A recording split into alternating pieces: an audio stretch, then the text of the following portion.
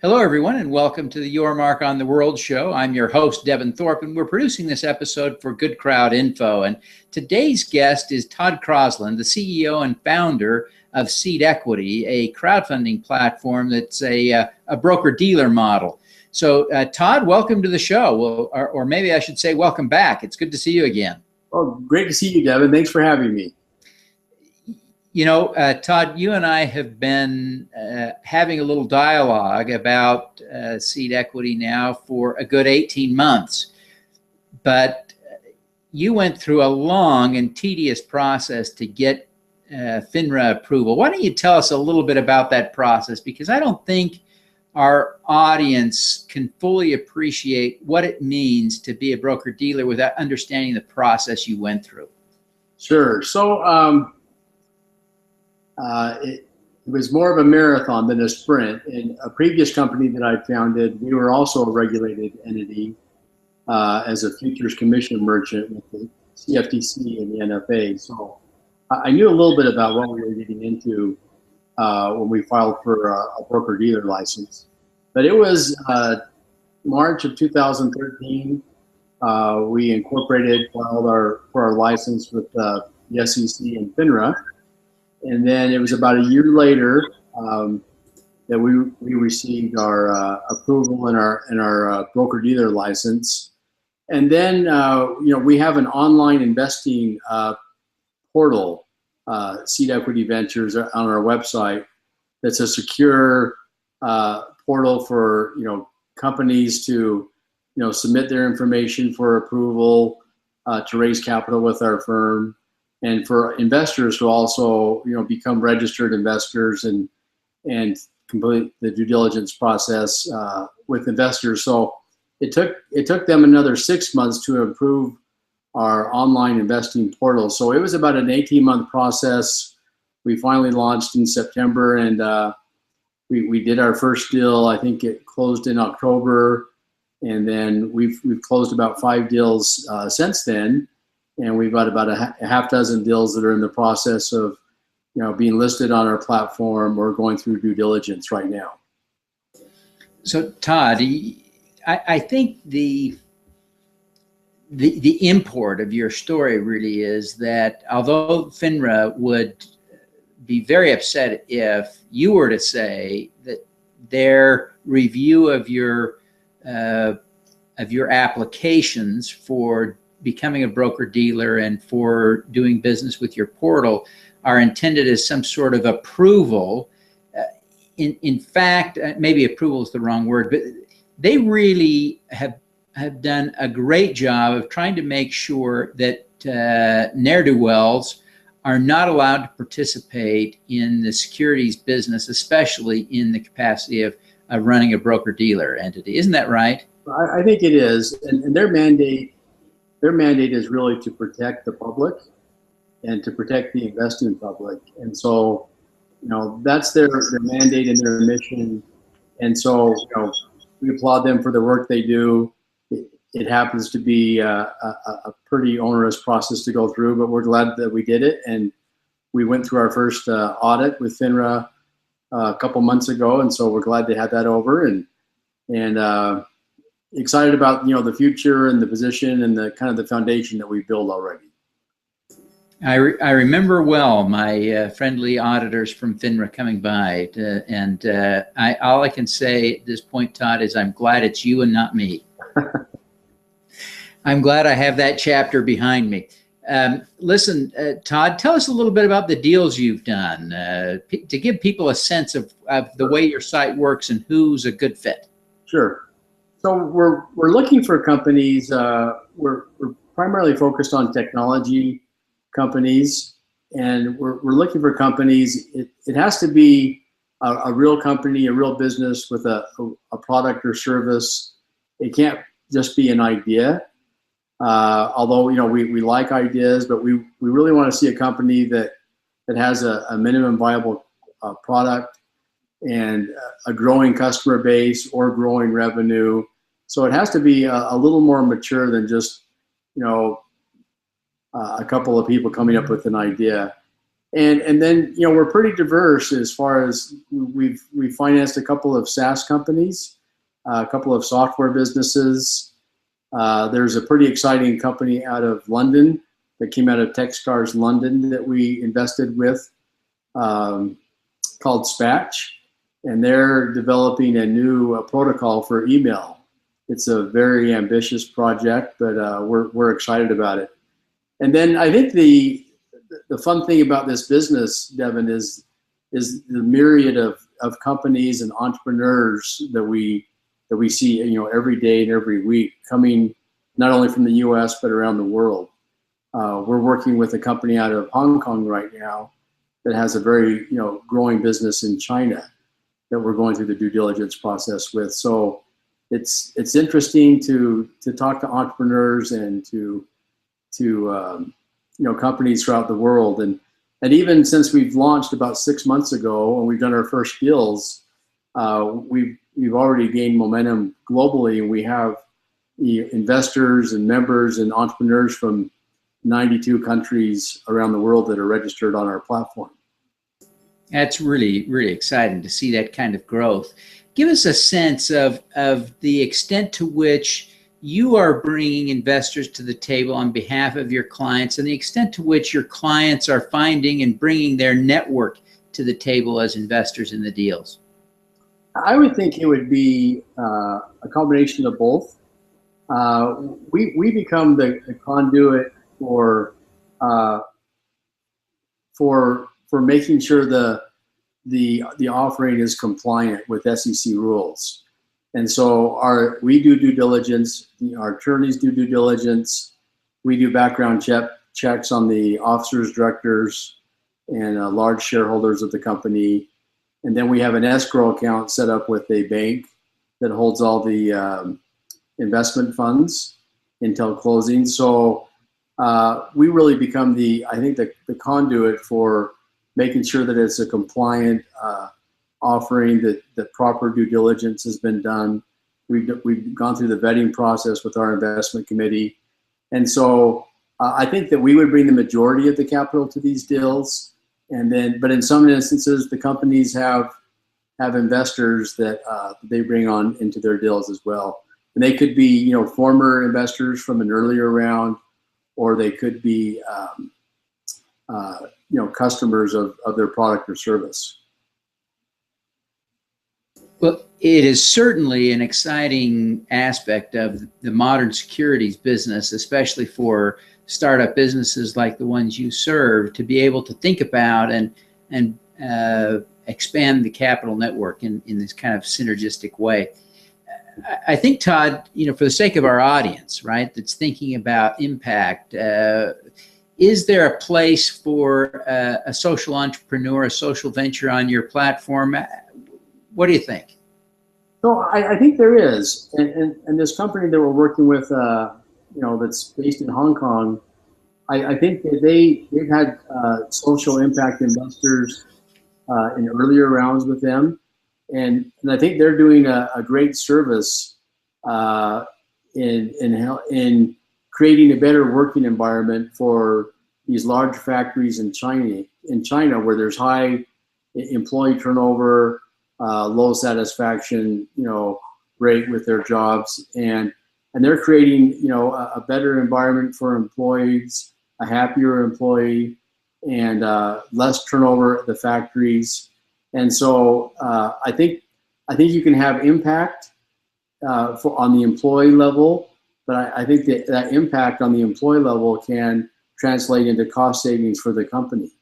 If the company has 15% monthly turnover rate for a factory of 50,000 workers, if they can create an environment where they have happier employees, more engaged employees, and they can reduce that turnover rate, I think you're providing both impact and cost savings for the company.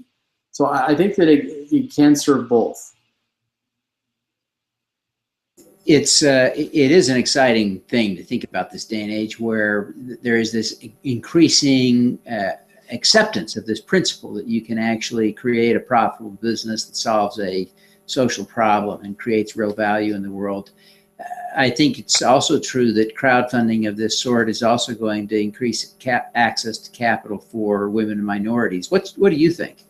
So I believe so. And I think, one of the exciting things, I think I mentioned this in the past with you, but one of the exciting things about the business is really, whether at conferences or on a daily basis, I get to talk with entrepreneurs, women and men from all walks of life, in the U.S. and around the world, and they have a vision or a dream, and if we can be a small part of making their hopes and dreams come true, and helping raising capital for their venture, I think we can provide opportunity where traditional capital maybe wasn't available.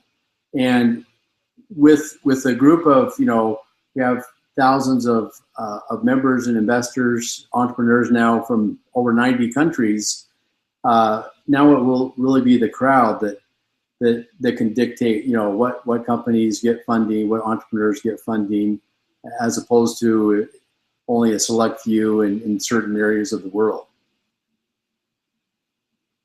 So, Todd, I want to ask you before we go, because I know your time is valuable, but I want to ask you a few personal thought questions, if I could. And the first of these is to ask you why, you frankly have been tremendously successful in your career. You had a tremendous exit with your former business. What was it called? It's Interbank FX. Interbank FX. I'm sorry, Todd. It's embarrassing that I forgot that on the spot when I needed it. But you sold that business, as I recall, for something on the order of $1 billion. It wasn't that level, but it was a great business. And you could simply have retired. Bottom line, you really don't need to be working. Tell us a little bit about why you're doing crowdfunding when you didn't need to be working at all. Well, I think if you quit growing and progressing in life, then maybe life becomes less interesting. And so as I thought about the next chapter of what I'd like to do, and I look back at the companies that I've either started or invested in and sold, this really caught my eye and my passion for helping other entrepreneurs. And so we have a little bit of a unique model, Devin, with our business where we have a small venture fund, primarily with my capital, and we co-invest in a lot of the deals that we're looking at. And so, I'm one of those investors coming into our companies that we invest in on our platform. And that's exciting for me. When I get, monthly update letters from the CEOs that we've funded, one personally, I have an interest in seeing how they do, but it's great to see, their companies growing and thriving, and that if we could be a small part of their success, I'm happy to do that. And I think it's a pretty meaningful business that I'm passionate about and excited to continue to see it grow. Todd, I wonder if you would also be willing to address another personal issue here, but you clearly are a role model to a lot of people. Certainly you're an inspiration to me and many others. But who do you look up to as a role model? What inspires you? Good question. So I would think that I'm not sure if there's any one person that I would put on that pedestal. There's lots of people that I really look up to and admire that have mentored me along the way. And I looked at some of those characteristics. I think of, integrity, humility, driven and successful, whether in a community way, in a charitable way. There's a surgeon that operated on our son, 20 years ago in utero, Dr. Adzik out of the Children's Hospital in Philadelphia, that really saved our son's life. And he's dedicated his life to helping the unborn fetus, and really an amazing man. And he's somebody that I really look up to, love and admire.